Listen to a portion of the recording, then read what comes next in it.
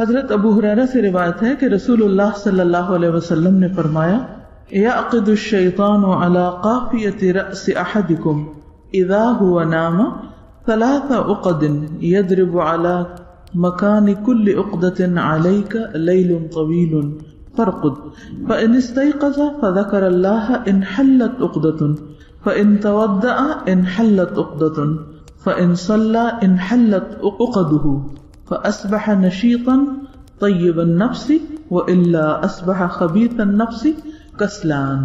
صحیح البخاری. شیطان تم میں سے ہر ایک کی گردن پر جب وہ سو جاتا ہے 3 گرہیں لگا دیتا ہے. ہر ایک گرہ پر پھونک مارتا ہے کہ ابھی رات بڑی لمبی ہے، سوئے رہو. تو جب کوئی بیدار ہوتا ہے اور اللہ کا ذکر کرتا ہے تو ایک گرہ کھل جاتی، اور جب وضو کرتا ہے تو اس پر سے دوسری گرہ کھل جاتی، اور جب وہ نماز پڑھ لیتا ہے تو تیسری گرہ بھی کھل جاتی. پھر وہ صبح کو حشاش بشاش خوش مزاج اٹھتا ہے، ورنہ اس کی صبح نفس کی خباثت اور سستی کے ساتھ ہوتی. اس کیفیت کا آپ سب نے ایکسپیرینس کیا ہوگا کہ انسان جب رات کو سو رہا ہوتا ہے تو اس کو خیال آتا ہے کہ کہیں صبح تو نہیں ہوگی، پھر کہتے ہیں کہ نہیں ابھی کافی وقت ہے، ابھی کافی وقت ہے، اور پھر اسی میں ہی تہجد بھی چلی جاتی ہے اور بعض اوقات فجر بھی لیٹ ہو جاتی. تو کرنا کیا چاہیے کہ جب آنکھ کھل جائے تو انسان اللہ کو یاد کرنے لگے. اس کا فائدہ یہ ہوگا کہ اس کے اوپر سے شیطان کا اثر دور ہوگا اور اس کو اٹھنا آسان ہو جائے گا. بعض کہتے ہیں کہ اٹھنا مشکل لگتا ہے، تو اٹھنے کی آسانی کے لیے ذکر ضروری ہے. حضرت حذیفہ رضی اللہ عنہ سے روایت ہے کہ رسول اللہ صلی اللہ علیہ وسلم جب جاگتے تو فرماتے الحمدللہ الذی احیانا بعدما اماتنا والیہ النشور. تمام تعریف اللہ کے لیے ہے جس نے ہمیں مرنے یعنی سونے کے بعد دوبارہ زندگی دی اور اسی کی طرف لوٹ کر جانا ہے. تو اس سے بھی کیا پتہ چلتا ہے کہ آپ جو صبح کے وقت ذکر فرماتے ہو اس کے بھی مخصوص الفاظ تھے، اور پھر اس سے بھی پتہ چلتا ہے کہ سونا جو ہے وہ مرنے کی طرح ہے. بعدما اماتنا، یہاں نیند کے لیے موت کا لفظ استعمال ہوا ہے. وَإِلَيْهِ النُّشُورُ، اور اسی کی طرف لوٹ کر جانا ہے، یعنی مرنے کے بعد جب جی اٹھیں گے تو اللہ کے حضور حاضر ہوں گے. تو ہماری روزانہ کی روٹین میں بھی کیا ہونا چاہیے کہ سونے کے بعد جب ہم جاگیں تو اللہ کے حضور حاضر ہو جائیں، اور کاموں کی طرف نہ جائیں بلکہ پہلے اللہ سے ملاقات یعنی نماز کے لیے اپنے آپ کو تیار کریں. موت کی جو کیفیت ہے یا موت کی جو حالت ہے وہ نیند سے صرف ظاہری صورت میں ہی نہیں مشابہ، کئی اعتبار سے اس میں شباہت ہے.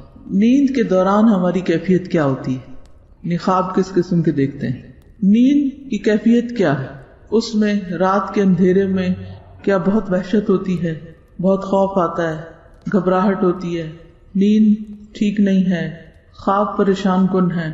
کبھی کبھار تو سب کے ساتھ ہوتا ہے، لیکن کیا ایک ریگولر روٹین میں ایسا سب کچھ ہو رہا ہے. پھر یہ کہ اس میں ہمیں اطمینان اور سکون کس چیز سے حاصل ہوتا ہے. تو قبر میں انسان کی کیفیت ایسے ہی ہوگی جیسے بستر میں ہے، یعنی بستر بھی ایک قبر کی مشابہت رکھتا ہے. اور آپ نے اکثر دیکھا ہوگا کہ جب کوئی شخص سویا ہوا ہوتا ہے، سو رہا ہے اور اوپر سے رضائی اوڑی ہوئی ہے، تو دور سے اگر آپ سوئے ہوئے لوگوں کو دیکھیں اور قبرستان کو دیکھیں تو کافی حد تک شباہت ظاہر میں بھی نظر آ رہی ہوتی. اور پھر اسی طرح اس کیفیت میں بھی اور اس سکون یا وحشت کی حالت میں بھی. اکیلے ہونے میں عام طور پہ ڈر تو لگتا ہی ہے انسان کو، لیکن لیٹنے کے بعد انسان کے فکر کیا ہوتے ہیں، ہم کیا ہوتے ہیں، خوف کیا ہوتے ہیں، سوچیں کیا ہوتی ہیں، بے چینی کس قسم کی ہے. تو جس طرح دن زندگی کی علامت ہے اور رات یا نیند موت کی علامت ہے یا موت سے قریب ہے، اسی طرح زندگی کے گزرنے کے بعد یعنی دن سارا ہمارا مشغول ہوتا ہے نا، تو بہت سی باتیں رات کو سوتے وقت یاد آ رہی ہوتی ہیں، یا سونے کے بیچ میں جو آنکھ کھلتی ہے، آدھی رات کو آنکھ کھل جاتی ہے، کسی وقت بھی آنکھ کھل جاتی، تو اس وقت ہماری کیفیت کیا ہوتی؟ وہ ہمارے ضمیر کی آواز یا ہماری سوچ یا ایسے خیالات اس وقت ہمارے اوپر آتے ہیں کہ جن کے اوپر ہم عام طور پر دن میں توجہ نہیں کرتے، جو ہم اندر کی آواز دن میں نہیں سن پاتے، کیونکہ دن میں باہر کی آوازیں بہت ہوتی ہیں، اندر کی نہیں سنائی دیتی پھر انسان کو. اور انسان بہت سے کام اور بہت سے فیصلے اور بہت سے باتیں صرف پریشرز میں کر رہا ہوتا ہے، یا جیسے دیکھتا ہے اس سے متاثر ہو جاتا ہے، ویسی کیفیت اس کی ہوتی. لیکن جب انسان سو جاتا ہے اور سو کے جب بیچ میں اٹھتا ہے، جب ساری دنیا سو رہی ہوتی، اس وقت انسان کو جو خیال آتا ہے اس کو خاص طور پر نوٹ کرنے کی ضرورت ہے. کیا سوچ آتی ہے، کیا کیفیت ہوتی ہے، دل کی کیا کیفیت ہوتی ہے، آس پاس کی کیفیت کے بارے میں کیا احساسات ہوتے ہیں، اللہ کی یاد کتنی آتی ہے. تو یہ سب ہمارے لیے کیا ہے، ایک لمحہ فکریہ ہے، اپنے محاسبے کا وقت ہے، اپنے جائزے کا وقت ہے، اپنے آپ کو دیکھنے کا وقت ہے. تو اس وقت خصوصاً اللہ کو یاد کریں. حضرت ابو ہریرہ سے روایت ہے کہ رسول اللہ صلی اللہ علیہ وسلم نے فرمایا، جب تم میں سے کوئی جاگے تو کہے الحمدللہ الذی عافانی فی جسدی ورد علی روحی وأذن لی بذکرہ. سنن الترمذی. سب تعریف اللہ کے لیے ہے جس نے میرے جسم کو عافیت دی اور مجھ پر میری روح لوٹائی اور مجھے اپنے ذکر کی توفیق دی. یعنی اس وقت اگر انسان اللہ کو یاد بھی کرتا ہے تو یہ بھی بیسیکلی اللہ کی دی ہوئی توفیق سے ہوتا ہے. جعفر بن زبیر بنی نجار کی ایک عورت سے روایت کرتے ہیں کہ میرا گھر مسجد کے آس پاس کے تمام گھروں سے اونچا تھا، اس لیے حضرت بلال اس پر چڑھ کر فجر کی اذان دیا کرتے تھے، اور اس غرض کے لیے وہ آخر شب میں میرے گھر کی چھت پر آ کر بیٹھ جاتے انتظار کے لیے، اور صبح صادق کا انتظار کرتے، کیونکہ وہاں سے دیکھنا بھی آسان ہوتا ہے نا صبح صادق. جب وہ صبح صادق دیکھتے تو انگڑائی لے کر اٹھتے اور دعا کرتے، اللہم انی احمدک استعینک علی قریش ان یقیموا دینک. اے اللہ میں تیرا شکر ادا کرتا ہوں، تجھ ہی سے مدد کا طالب ہوں قریش کے معاملے میں تاکہ وہ تیرے دین کو قائم کریں. یعنی اس وقت آپ دیکھیے کہ ان کی جو پہلی سوچ ہوتی تھی اٹھ کر، اور جو ان کے دل کے اندر ایک فکر یا ہم یا خوف ہوتا تھا یا جو ان کی تمنا یا تڑپ تھی، اس وقت وہ ان کی زبان پہ آتی اور اس کے مطابق وہ دعا کرتے. تو اس سے بھی پتہ چلتا ہے کہ جب سوتے وقت ہمیں کوئی اندیشے لاحق ہو، کسی خاص چیز کی فکر ہو، کسی خاص طرف سے پریشانی ہو، تو اللہ کے ذکر کے ساتھ اس دعا کو بھی شامل کیا جا سکتا ہے. خصوصاً وہ دعا جو پیچھے سونے کے آداب میں آپ نے پڑھی کہ جس کو پڑھنے سے پھر دعا قبول ہوتی.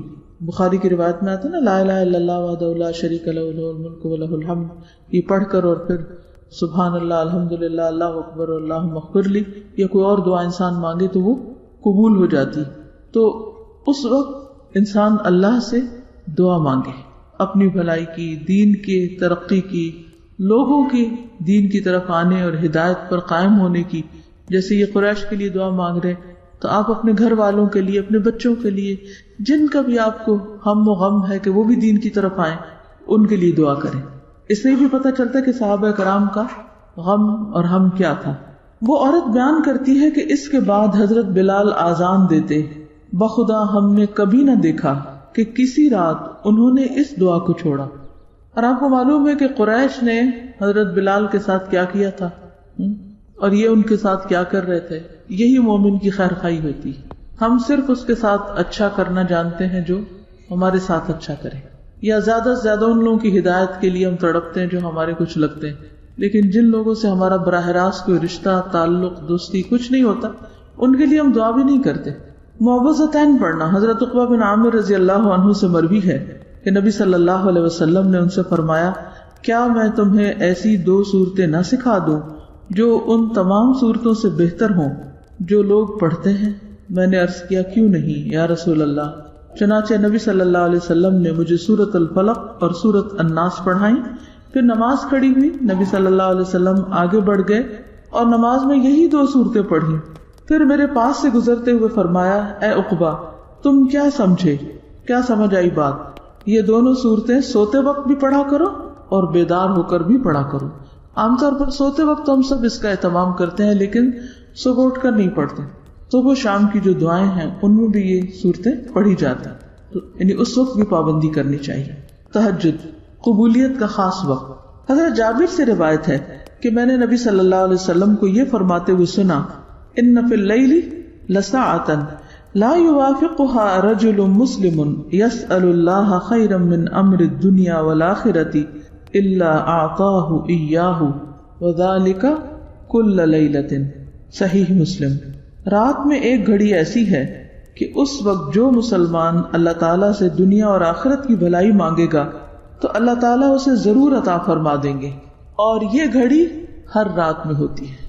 یہ گھڑی ہر رات میں ہوتی ہے, لیکن ہم اس گھڑی کو مس کر جاتے ہیں. حضرت ابو ہریرہ سے روایت ہے کہ رسول اللہ صلی اللہ علیہ وسلم نے فرمایا, ہمارا مالک اور رب تبارک و تعالی ہر رات کو جس وقت آخری تہائی رات باقی رہ جاتی ہے آسمان دنیا کی طرف نزول فرماتا ہے اور ارشاد فرماتا ہے, کون ہے جو مجھ سے دعا کرے اور میں اس کی دعا قبول کروں, کون ہے جو مجھ سے مانگے میں اس کو عطا کروں, کون ہے جو مجھ سے مغفرت اور بخشش چاہے میں اس کو بخش دوں. تو خصوصی طور پر بخشش کا وقت ہے. قرآن مجید میں بھی آتا ہے نا, وَبِالْأَسْحَارِ هُمْ يَسْتَغْفِرُونَ, اور سحری کے وقت وہ استغفار کرتے ہیں. اور دعاؤں کے ساتھ ساتھ اپنی بخشش کی دعا مانگنا بھی ضروری ہے, کیونکہ ہم انسان ہیں, خطا کار ہیں, غلطیاں ہیں ہم میں, اور نہیں معلوم کس دن اس دنیا سے چلے جائیں. تو بوجھ لے کے دل پہ نہ جائیں, دل کے اطمینان کے ساتھ جائیں, کیونکہ انسان جس حال میں مرے گا اسی میں اٹھے گا. اگر دل کی بے چینی کے ساتھ دنیا سے رخصت ہو رہے ہیں, حسرتیں لیے دل میں, تو پھر مر کے بھی حسرتیں ساتھ ہی رہیں گی, کیونکہ مرنے کے بعد دل تبدیل نہیں ہوگا. تو ان تمام چیزوں کا علاج کیا ہے کہ انسان ساتھ کے ساتھ اپنی صفائی کرتا رہے, ساتھ کے ساتھ استغفار کرتا رہے. اللہ تعالیٰ کا بندے سے قریب آنا. حضرت عمرو بن عبسہ سے روایت ہے کہ رسول اللہ صلی اللہ علیہ وسلم نے فرمایا, اقرب ما یکون الرب من العبد فی جوف اللیل الآخر فإن استطعت ان تکون ممن یذکر اللہ فی تلک الساعة فکن. رات کے آخری حصے میں رب اپنے بندے کے بہت زیادہ قریب ہو جاتا ہے, اگر تم اس وقت اللہ تعالیٰ کا ذکر کرنے والوں میں سے ہو سکو تو ایسا کر لیا کرو. ٹھیک ہے, کہ جب اللہ بندے کے قریب ہو, یعنی انسان اللہ تعالیٰ کے قرب کو محسوس بھی کرتا, اس وقت خصوصی طور پر اللہ کا ذکر کرنا چاہیے, دعائیں مانگنی چاہیے. وہ وقت ہے ہی اس کام کے لیے.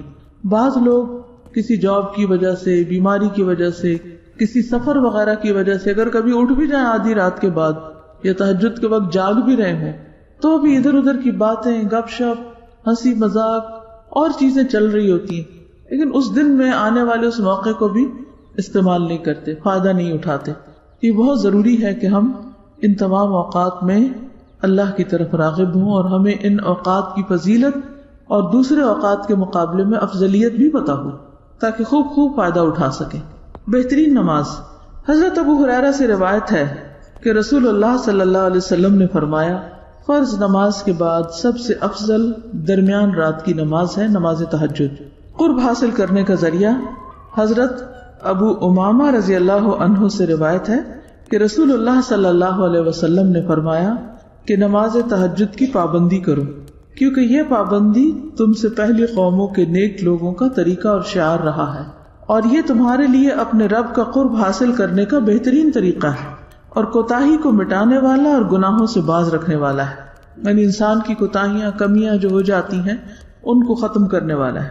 تہجد شکر گزاری کا ذریعہ. حضرت مغیرہ بن شعبہ سے روایت ہے کہ رسول اللہ صلی اللہ علیہ وسلم نے اس قدر طویل قیام فرمایا, یعنی رات کو اتنی طویل تہجد کی نماز پڑھی کہ آپ کے قدم مبارک سوج گئے.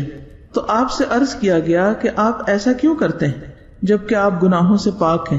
آپ صلی اللہ علیہ وسلم نے ارشاد فرمایا, تو کیا میں اس احسان عظیم کا زیادہ شکر کرنے والا بندہ نہ بنوں؟ یعنی اللہ نے مجھ پر جو احسان کیا ہے کہ نبوت عطا کی, اپنی نعمت عطا کی, دین مکمل کیا, تو اس کے لیے میں شکر گزار نہ بنوں. اس کا مطلب یہ ہے کہ شکر گزاری کے لیے انسان کو مزید اپنی روٹین سے ہٹ کر زیادہ عبادت کرنی چاہیے, چاہے نماز کی شکل میں یا صدقہ خیرات یا روزہ رکھ کر یا کوئی بھی اچھا عمل یا عبادت کر کے. قبولیت دعا کا موقع. حضرت عبادہ بن صامت سے روایت ہے کہ رسول اللہ صلی اللہ علیہ وسلم نے فرمایا, جس کی رات کے وقت آنکھ کھل جائے اور وہ جاگنے پر یہ کلمات کہے, لا الہ الا اللہ وحدہ لا شریک لہ, لہ الملک ولہ الحمد وہو علی کل شیء قدیر, الحمد للہ وسبحان اللہ ولا الہ الا اللہ واللہ اکبر ولا حول ولا قوة الا باللہ. پھر کہے اللہم اغفر لی, یا کوئی دعا کرے تو دعا قبول ہوگی, اور اگر بستر سے اٹھ کر وضو کرے اور نماز پڑھے تو اس کی نماز مقبول ہوگی. صحیح بخاری کی روایت ہے یہ. یعنی اللہ کے سوا کوئی معبود نہیں, وہ اکیلا ہے, اس کا کوئی شریک نہیں, اسی کی بادشاہت ہے, اسی کے لیے تمام تعریف ہے, اور وہ ہر چیز پر قادر ہے. سب تعریفیں اللہ کے لیے ہیں اور اللہ تعالیٰ ہر عیب سے پاک ہے. اللہ کے سوا کوئی معبود برحق نہیں. اللہ بہت بڑا ہے اور اللہ کی توفیق کے بغیر گناہ چھوڑنے کی طاقت اور نیکی کرنے کی قوت نہیں ہے. اے اللہ مجھے بخش دے. پھر ہے ہاتھ دھونا. حضرت ابو ہریرہ سے روایت ہے کہ نبی اکرم صلی اللہ علیہ وسلم نے فرمایا اذا استيقظ احدكم من نومه فلا يغمس يده في الاناء حتى يغسلها ثلاثا فانه لا يدري اين باتت يده. صحیح مسلم. جب تم میں سے کوئی اپنی نیند سے بیدار ہو تو اپنے ہاتھ کو کسی برتن میں نہ ڈالے یہاں تک کہ اس کو 3 مرتبہ دھو لے، کیونکہ وہ نہیں جانتا کہ اس کے ہاتھ نے رات کہاں گزاری. سوتے وقت انسان غافل ہوتا ہے، تو اس لیے بہتر ہے کہ جب انسان اٹھے تو کسی اور برتن میں ہاتھ ڈالنے سے پہلے اپنے ہاتھ دھوئے. مسواک کرنا. حضرت حذیفہ فرماتے ہیں کان رسول اللہ صلی اللہ علیہ وسلم اذا قام لیتہجد یشوص فاہ بالسواک. رسول اللہ صلی اللہ علیہ وسلم جب تہجد کے لیے اٹھتے تو اپنے منہ میں مسواک کو دائیں بائیں ملتے تھے، اوپر نیچے نہیں، رائٹ اینڈ لیفٹ.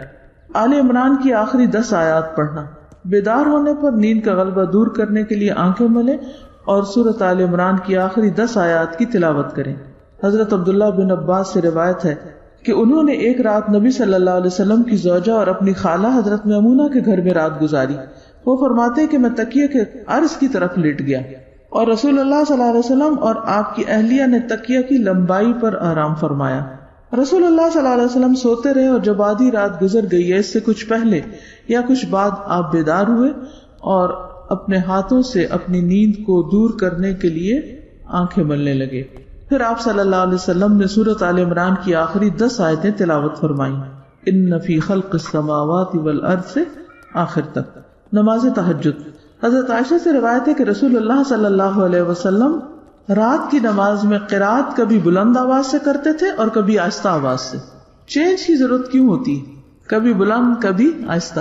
ہم جب ایک چیز کو لے لیتے ہیں تو بس اس کو ایک خاص ڈبے میں ڈال کے اتنا ہی رکھتے ہیں، آگے پیچھے نہیں کرتے. تو کیا ضرورت ہوتی ہے چینج کی؟ کیوں چینج کرنا چاہیے؟ عمل میں بہتری آتی. کسی بھی چیز کی جب روٹین ہوتی ہے نا، مثلاً اگر کھانے میں ایک ہی چیز روز کھا رہے ہیں، روٹین میں آسانی تو بہت ہوتی ہے لیکن کبھی کبھی روٹین کو توڑنا بھی چاہیے، کیونکہ اس کے بعد پھر انسان دوبارہ اپنی روٹین میں آتا ہے تو بہت اچھی طرح کام کر لیتا ہے. ہر روز جب سوچنا پڑتا ہے تو دماغ ایکٹیو بھی رہتا ہے. ورنہ آپ اٹھے ایک روٹین میں اور وضو کیا اور جا کے کھڑے ہو گئے، تہجد بھی پڑھ لیے، سب کچھ کر لیا، لیکن اس کا اثر دل پہ نہیں پہنچتا. یعنی ہمارے بہت سے اعمال ایسے ہیں جن کا اثر ہمارے ظاہر پر ہی رہتا ہے، اندر نہیں جاتا. ہونا کیا چاہیے کہ ہماری سوچوں اور نیتوں کا اثر ہمارے عمل میں دکھائی دینا چاہیے، اور جو ہم عمل کرتے ہیں اس کا اثر ہمارے دل تک جانا چاہیے، روح تک جانا چاہیے. بہت دفعہ ہم عمل کر رہے ہوتے، کام کر رہے ہوتے، لیکن مشین بن کے روٹین میں اس کے اندر کوئی روح نہیں ہوتی، کوئی جان نہیں ہوتی، کوئی خوشی نہیں ہوتی. ایسا کیوں ہوتا ہے؟ ایک گیپ ہے نا، فاصلہ ہے. اگر سردی گرمی کا اثر ہمارے دل تک جاتا ہے تو اچھے کام کا اثر بھی دل تک جانا چاہیے. نیکی وہ ہے نا جسے کرنے کے بعد انسان کے دل کو خوشی حاصل ہوتی، اور گناہ وہ ہے جس پر تیرا دل کھٹکے، دل میں کھٹکا آ جائے، ٹھیک نہیں کیا، اچھا نہیں کیا، بس وہیں سے اپنے آپ کو پکڑ لیں. اثر گیا نا دل پر. اصل نیکی اور اصل گناہ یہی ہوتا ہے کہ جو دل پر اثر انداز ہوتا ہے. تو دل کی اصلاح کا انحصار کس پر ہے؟ اچھے عمل پر. اور اچھے عمل کی بنیاد کس پر؟ اچھی نیت پر. نیت، عمل، دل. دل میں ہی نیت ہوتی ہے، اور پھر دل اچھا ہو گیا، پھر اچھا عمل کیا، پھر آپ کی نیت اور اچھی ہوئی، پھر تو وہ ایک ایسا سرکل بنتا ہے کہ جس میں آپ کی مسلسل ترقی ہوتی جاتی. اگلی حدیث ہے. عاصم بن حمید فرماتے ہیں کہ میں نے حضرت عائشہ سے سوال کیا کہ رسول اللہ صلی اللہ علیہ وسلم اپنا قیام اللیل تہجد کس چیز سے شروع فرمایا کرتے تھے؟ انہوں نے کہا تم نے مجھ سے وہ بات پوچھی ہے جو تم سے پہلے کسی نے نہیں پوچھی. آپ صلی اللہ علیہ وسلم جب نماز کے لیے کھڑے ہوتے تو کہتے اللہ اکبر 10 بار، الحمدللہ 10 بار، سبحان اللہ 10 بار، لا الہ الا اللہ 10 بار، استغفر اللہ 10 بار، اور پھر یہ دعا پڑھتے اللہم اغفر لی واہدنی وارزقنی وعافنی ویتعوذ من ضیق المقام یوم القیامہ، یعنی اللہم انی اعوذ بک من ضیق المقام یوم القیامہ. یعنی یہ دعا میں الفاظ اس طرح بھی ہونے چاہیے. اے اللہ مجھے بخش دے، مجھے ہدایت دے، مجھے رزق عطا فرما اور مجھے آرام اور راحت سے بہرور فرما. اور قیامت کے روز میدان حشر میں کھڑے ہونے کی تنگی سے پناہ مانگتے تھے کہ وہاں کھڑا ہو کے تنگ نہ ہو جاؤ، یہ تنگ جگہ پہ نہ کھڑا. اگر حضور صلی اللہ علیہ وسلم اپنے لیے دعا مانگتے تھے تو ہمیں نہیں مانگنی چاہیے، لیکن ہمیں تو پتہ ہی نہیں کہ یہ بھی دعا ہوتی. اللہم انی اعوذ بک من ضیق المقام یوم القیامہ. عبداللہ بن عباس کی روایت ہے کہ ایک رات وہ اللہ کے رسول صلی اللہ علیہ وسلم کے پاس سوئے تو دیکھا کہ آپ رات میں بیدار ہوئے. مسواک کرنے کے بعد وضو کیا. آپ نے آیت مبارکہ ان فی خلق السماوات والارض سورت کی آخری آیت تک تلاوت کی. اس کے بعد آپ نماز کے لیے کھڑے ہوئے اور 2 رکعتیں ادا کی جن میں قیام اور رکوع اور سجود کو لمبا کیا. پھر آپ صلی اللہ علیہ وسلم نماز سے فارغ ہو کر سو گئے یہاں تک کہ خراٹے لینے لگے. اسی طرح آپ نے 3 بار کیا اور 6 رکعت ادا کی. ہر مرتبہ آپ سو کر اٹھنے کے بعد مسواک کر کے وضو کرتے اور قرآن کی مذکورہ بالا آیات تلاوت کرتے. آخر میں آپ نے 3 رکعت وتر پڑھی. اس کے بعد بلال نے آپ کو فجر کی نماز کی اطلاع دی تو آپ نے نیند سے بیدار ہو کر بغیر وضو کیے نماز ادا کی. یعنی اس وقت آپ سوئے نہیں تھے کیونکہ سونے سے وضو نہیں رہتا. اس رات آپ نے اللہ تعالیٰ سے یہ دعا کی اللہم اجعل فی قلبی نورا وفی لسانی نورا واجعل فی سمعی نورا واجعل فی بصری نورا واجعل من خلفی نورا ومن امامی نورا واجعل من فوقی نورا ومن تحتی نورا اللہم اعطنی نورا. اے اللہ ڈال دے میرے دل میں نور، میری زبان میں نور اور میرے کان میں نور اور میری آنکھوں میں نور، اور بنا دے میرے پیچھے نور اور میرے آگے نور، اور بنا دے میرے اوپر نور اور میرے نیچے نور. اے اللہ مجھے نور عطا فرما. اس سے یہ پتہ چلتا ہے کہ مختلف دعائیں بھی پڑھنی چاہیے. کسی رات ایک دعا، دوسری رات دوسری دعا، تیسری. اور اس کے لیے آپ کیا کر سکتے ہیں کہ دعاؤں کو اچھے اچھے کاغذوں پر خود لکھ کر کہیں رکھ دیں گھر میں تاکہ آپ ان کو پھر پڑھ سکیں. ہم ڈیکوریشن کے لیے مختلف چیزیں استعمال کرتے ہیں لیکن اچھی کیلی گرافی میں لکھی ہوئی دعائیں بہترین ڈیکوریشن ہو سکتی ہیں کہ جن کو ہم یاد دہانی کے لیے اگر کہیں لگائے ہوئے ہوں تو نماز کے وقت یا تہجد کے وقت یاد آ سکتا ہے. مثلا رمضان میں تو سبھی لوگ اٹھتے ہیں سحری کے وقت، کچن میں ایسی دعاؤں کے پوسٹر لگا دینے چاہیے، اسٹیکر لگا دینے چاہیے تاکہ کام کے دوران بھی آپ کی نظر پڑتی رہے اور آپ ان دعاؤں کو پڑھتے رہیں. کوئی بھی طریقہ ہو یاد دہانی کا، لیکن یہ کہ جو جانے اس پر عمل کی کوئی صورت اختیار کرے، ورنہ تو پڑھیں گے جانیں گے کتاب بند اور ہمارا عمل وہی جو پہلے تھا، فائدہ کچھ نہیں.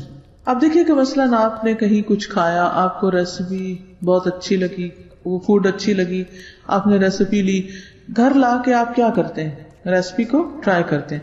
اس کے لیے آپ کو وہ تمام چیزیں منگوانی پڑتی ہیں، خریدنے کے لیے جہاں خود جانا پڑتا ہے یا کسی کو بیچنا پڑتا ہے. پھر جب وہ چیزیں آتی ہیں تو بعض اوقات ان کو صاف کرنا پڑتا ہے، پھر اس کے بعد آپ ان کو اچھا خاصا ٹائم لگا کر پکاتے ہیں، پھر جا کر وہ مزہ اٹھاتے ہیں. تو ایک زبان کے مزے کے لیے ہم ساری بھاگ دوڑ تگ و دو سب کچھ کر لیتے ہیں، لیکن ایک حدیث پر عمل کرنے کے لیے، ایک اچھی بات پر عمل کرنے کے لیے ہم کوئی عملی طریقہ اختیار نہیں کرتے کہ اچھا یہ ریسیپی اب وہ پر لطف چیز بنے گی کیسے. اس کے بیچ کے مراحل ہم بھول جاتے ہیں. مثلا آپ ڈاکٹر کے پاس جائیں، نسخہ لکھوا کے گھر لا کے سجا کے رکھ دیں، بات نہیں بنے گی جب تک آپ کیمسٹ پہ یا فارماسسٹ کے پاس نہیں جائیں گے اور جا کر اس کو خریدیں گے نہیں اور پھر لا کر اس کے اوقات طے کر کے ان کے مطابق کھائیں گے نہیں. ورنہ تو ڈاکٹر کے پاس جانا ہی بیکار تھا. اگر آپ نے دوا نہیں لینی تھی، کھانی نہیں تھی، پھر کیوں گئے تھے؟ کیوں جاتے ہیں ڈاکٹر کے پاس؟ مشورے کے لیے، علاج کے لیے. پھر جب وہ بتاتا ہے اور ہم عمل نہیں کرتے تو آپ تو فیس ضائع کر رہے ہیں ایک کے بعد ایک دفعہ، حاصل کچھ نہیں آتا. تو اسی طرح کچھ لوگ دین کو بھی پڑھتے ہیں، فیس بھی دیتے ہیں، جاتے بھی، آتے بھی، تھکتے بھی، سب کچھ کرتے ہیں، لیکن جب عمل کی باری آتی ہے تو کچھ بھی نہیں کرتے. تو وہ جو بیچ کا مرحلہ ہے اس کے طریقے سوچا کریں کہ یہ کام مجھے کرنا پھر کس طرح. یہ تو پتہ چل گیا کیا کرنا ہے، لیکن یہ جاننا بھی ضروری ہے کہ کیسے کرنا ہے مجھے، کیونکہ جب تک کیسے کا حل نہیں ہوگا آپ کے پاس اس وقت تک کر نہیں سکیں گے. اور پھر یہ کہ کب کرنا ہے اور کس موقع پر کتنا کرنا ہے. چلیے آگے ہے. سیدنا عباس رضی اللہ عنہ سے مروی ہے کہ رسول اللہ صلی اللہ علیہ وسلم جب رات میں تہجد کے لیے کھڑے ہوتے فرماتے اللہم لک الحمد انت قیم السماوات والارض ومن فیہن وَلَكَ الْحَمْدُ لَكَ مُلْكُ السَّمَاوَاتِ وَالْأَرْضِ وَمَنْ فِيهِنَّ وَلَكَ الْحَمْدُ أَنْتَ نُورُ السَّمَاوَاتِ وَالْأَرْضِ وَلَكَ الْحَمْدُ أَنْتَ مَلِكُ السَّمَاوَاتِ وَالْأَرْضِ وَلَكَ الْحَمْدُ أَنْتَ الْحَقُّ وَوَعْدُكَ الْحَقُّ وَلِقَاؤُكَ حَقٌّ وَلَكَ الْحَمْدُ أَنْتَ الْحَقُّ وَوَعْدُكَ الْحَقُّ وَلِقَاؤُكَ حَقٌّ وَقَوْلُكَ حَقٌّ وَالْجَنَّةُ حَقٌّ وَالنَّارُ حَقٌّ والنبيون حق ومحمد صلی اللہ علیہ وسلم حق والساعة حق اللهم لك أسلمت وبك آمنت وعليك توكلت وإليك أنبت وبك خاصمت وإليك حاكمت فاغفر لي ما قدمت وما أخرت وما أسررت وما أعلنت أنت المقدم وأنت المؤخر لا إله إلا أنت۔ اے اللہ، ہر طرح کی تعریف تیرے لیے ہے، تو سنبھالنے والا ہے آسمان و زمین کا اور ان چیزوں کا جو ان کے درمیان ہے، اور تیری ہی تعریف ہے، تیرے ہی لیے آسمان اور زمین اور ان کے درمیان کی تمام چیزوں پر حکومت ہے، اور تیری ہی تعریف ہے، تو نور ہے آسمان و زمین کا اور ان چیزوں کا جو ان کے درمیان ہے، اور تیری ہی تعریف ہے، تو بادشاہ ہے آسمان و زمین کا اور ان چیزوں کا جو ان کے درمیان ہے، اور تیری ہی تعریف ہے، تو سچا ہے اور تیرا وعدہ سچا ہے اور تیرا ملنا برحق ہے اور تیری بات سچی ہے اور جنت اور دوزخ برحق ہے اور تمام پیغمبر برحق ہیں اور محمد صلی اللہ علیہ وسلم سچے ہیں اور قیامت برحق ہے۔ اے اللہ، میں تیرا فرما بردار ہوں اور تجھ پر ایمان لایا ہوں اور تجھ پر بھروسہ کیا ہے اور تیری طرف رجوع کرتا ہوں اور تیری مدد سے مخالفین کے ساتھ جھگڑتا ہوں اور تجھ ہی کو حاکم بناتا ہوں۔ تو میرے اگلے پچھلے ظاہر و پوشیدہ گناہوں کو معاف فرما دے۔ تو ہی آگے اور پیچھے کرنے والا ہے، کوئی معبود نہیں مگر تو ہی، یا فرمایا تیرے علاوہ کوئی معبود حقیقی نہیں۔ فجر کی سنتوں کے بعد تھوڑی دیر کے لیے دائیں پہلو پر لیٹنا۔ ایک حدیث میں ہے کہ رسول اللہ صلی اللہ علیہ وسلم فجر کی سنتیں پڑھنے کے بعد اپنے دائیں پہلو پر لیٹ جایا کرتے تھے، لہذا فجر کی سنتیں پڑھنے کے بعد اجر و ثواب کو حاصل کرنے کی خاطر اپنے دائیں پہلو پر لیٹ جائیں، پھر تھوڑی دیر کے بعد مسجد میں چلے جائیں، مرد حضرات یا خواتین جو ہیں وہ نماز پڑھنے، لیکن یہ اس کے لیے جو تہجد پیچھے پڑھ کے تھک چکا ہو۔ اس میں بھی حکمت یہ ہے نا کہ انسان پھر اگر تھکے ہوئے فرض پڑھ رہا ہے تو اب تہجد تو نفل اب آ رہا، اس وقت تو آپ بہت چاقو چوبند تھے، لیکن جب اصل نماز کا وقت آیا تو آپ بس جلدی میں ختم کرنا چاہتے ہیں۔ تو اللہ تعالیٰ انسانی فطرت کو جانتے سمجھتے، تو ہمیں کہا گیا کہ چلو تھوڑا سا لیٹ جاؤ، مگر سونا نہیں۔ نماز فجر کے بعد رسول اللہ صلی اللہ علیہ وسلم کا عمل۔ عن جابر بن سمرۃ ان النبی صلی اللہ علیہ وسلم کان اذا صلی الفجر جلس فی مصلاہ حتی تطلع الشمس حسنا۔ حضرت جابر بن سمرہ سے مروی ہے کہ نبی اکرم صلی اللہ علیہ وسلم جب فجر کی نماز ادا کر لیتے تو اپنی جگہ پر بیٹھے رہتے یہاں تک کہ آفتاب اچھی طرح نکل آتا۔ نماز فجر کے بعد کیے جانے والے عمل پر ثواب۔ حضرت انس نے کہا کہ رسول اللہ صلی اللہ علیہ وسلم نے فرمایا، جس نے فجر کی نماز با جماعت ادا کی، پھر سورج نکلنے تک بیٹھا رہا، اللہ کو یاد کرتا رہا، پھر 2 رکعت نماز ادا کی، تو اسے مکمل ایک حج اور ایک عمرے کا ثواب ملے گا۔ اور آپ نے تاکید کے لیے لفظ مکمل کو 3 مرتبہ دہرایا، مکمل مکمل مکمل۔ لیکن اس وقت ہم سب کو کتنا رش ہوتا ہے، کتنی جلدی، بچوں کو اسکول جانا ہے، خود جانا ہے، ایسا کرنا ہے، ویسا کرنا ہے، یہ کام کر لیں، وہ کام کر لیں، اور چھٹی کے دن بھی پھر ہم کو سونا ہوتا ہے تو ہم یا کچھ اور کرنا ہوتا ہے۔